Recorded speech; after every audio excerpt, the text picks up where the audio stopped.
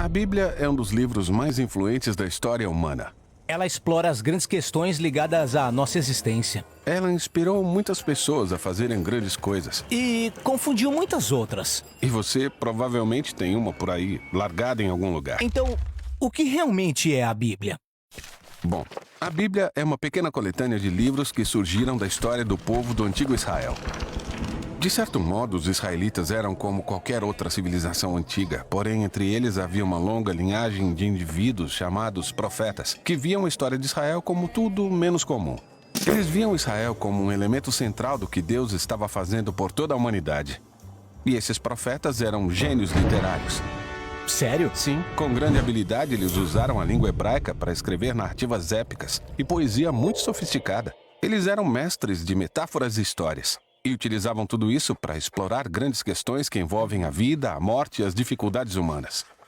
Então, muitos autores diferentes escreveram esse livro. Sim, esses textos foram produzidos durante um período de mais de 1000 anos, começando com as origens de Israel no Egito e seguindo até a fundação do seu reino com o primeiro templo. Mas eles acabaram sendo conquistados pelos babilônios que os levaram para o exílio. Depois, em um momento crucial na sua história, muitos israelitas voltaram para sua terra. Eles construíram o segundo templo e reformaram sua identidade. Foi aí que as escrituras judaicas começaram a se tornar naquilo que conhecemos hoje. Certo, a Bíblia judaica. E o que ela contém? Bom, em hebraico ela é designada por uma sigla, Tanakh. O T representa a Torá, às vezes chamada de a Lei. Esses são os 5 livros da história da fundação de Israel.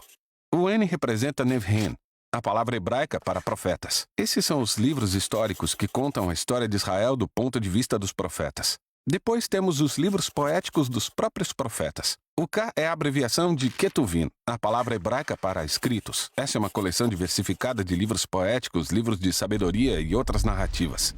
E os judeus acreditam que Deus fala com seu povo por meio de todas essas obras literárias. Existem outros textos judaicos produzidos durante o período do Segundo Templo também. Sim, um grupo de textos muito variados. Esses textos também eram muito valorizados nas comunidades judaicas. E houve debate nos tempos antigos sobre se alguns desses textos deveriam ser considerados parte das escrituras ou não. Ou seja, são muitos textos diferentes produzidos por um longo período de tempo. Por que eles foram reunidos desse jeito? Bom, em conjunto, esses textos contam uma história incrível sobre como Deus está trabalhando por meio desse povo para trazer ordem e beleza ao caos do nosso mundo. E tudo isso aumenta a esperança da chegada de um novo líder que viria e renovaria toda a criação. Mas o Tanakh termina e esse líder não vem. Então é uma obra de arte, mas não tem um final? Exatamente. No entanto, poucos séculos mais tarde, entra em cena um profeta judeu chamado Jesus de Nazaré. Ele afirmou que tinha vindo para levar adiante a história do Tanakh. Certo, então Jesus fez muitas coisas legais, foi morto, mas seus seguidores afirmam que ele tinha ressuscitado e estava vivo. Sim, eles disseram que Jesus era aquele líder tão esperado que iria restaurar o mundo. E por isso seus primeiros seguidores, chamados apóstolos, escreveram novas obras literárias sobre a história de Jesus. Eles chamaram essas obras de Boas Novas ou o Evangelho. Há também um relato chamado Atos contando a expansão do movimento de Jesus fora de Israel. Depois, eles enviaram cartas para as comunidades espalhadas pelo mundo antigo. Eles consideravam esses textos como parte das Escrituras? Sim, os apóstolos escreveram tudo isso como sendo o cumprimento daquela história encontrada no Tanakh. E assim continuaram o brilhantismo literário da tradição judaica. Eles também acreditavam que Deus estava falando com seu povo por meio desses textos, junto com as Escrituras de Israel.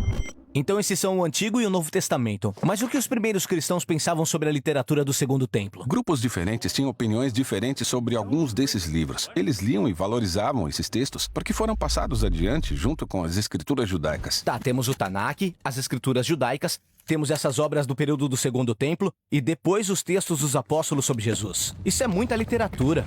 Então, o que está dentro da minha Bíblia? Bem, o movimento cristão assumiu diferentes formas ao longo desses 2000 anos. Desde o início, todos os cristãos reconheceram o Tanakh e o Novo Testamento como escritura sagrada. E durante séculos, grande parte da literatura do Segundo Templo foi lida como parte da tradição bíblica. Após algum tempo, a Igreja Católica oficializou alguns desses livros e os chamou de livros deuterocanônicos. Algumas igrejas ortodoxas usavam até mais livros dessa literatura do Segundo Templo. Mas no século XVI, durante a Reforma, os cristãos protestantes quiseram voltar aos textos antigos dos profetas e apóstolos e aceitaram somente o Antigo e o Novo Testamento. Legal.